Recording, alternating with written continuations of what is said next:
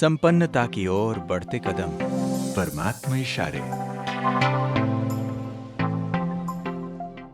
ओम शांति।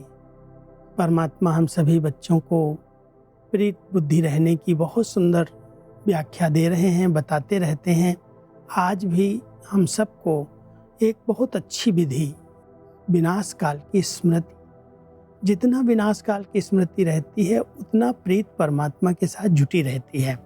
जैसे दुनिया में भी अगर कोई भयानक परिस्थिति आती है, कोई ऐसी समस्या आ जाती है जिसमें लगता है पता नहीं अब बचेंगे या नहीं बचें, तो उस समय भगवान की याद आती है। परमात्मा को याद करें, पता नहीं कल क्या हो जाएगा।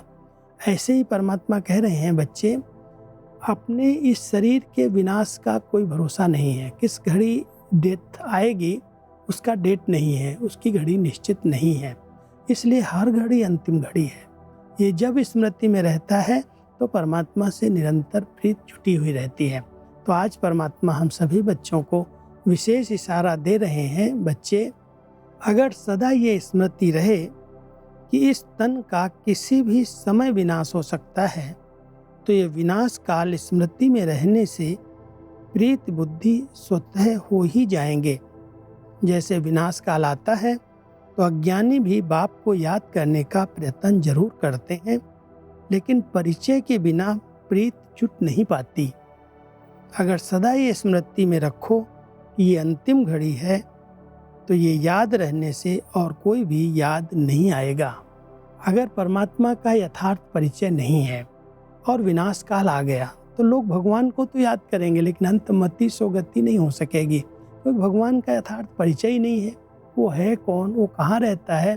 लोग जितने मनुष्य हो गए उतने उनके भगवान बन गए, उनके ही बाबा बन गए।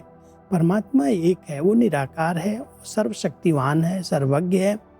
उस निराकार परमात्मा की यथार्थ पहचान, और पहचान से अगर हम बाबा शब्द भी कहते हैं तो उसके साथ हमारी बुद्धि जुट जाती है। वो लिंक जुटते ही उनकी शक्तियाँ आने लगती हैं। तो परमात्मा हम सभी बच्चों कह रहे हैं, आप बच्चे सदा स्मृति में रहो, इस शरीर का तो विनाश कभी भी हो सकता है। हर घड़ी अंतिम घड़ी है, इसलिए एक सेकंड में इस शरीर से हम डिटैच हो जाएं, न्यारे हो जाएं, उसका अभ्यास करो।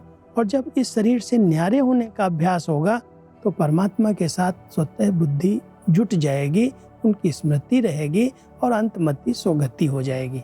यही वास्तव में सच्चे प्रीत की निशानी है। ओम शांति।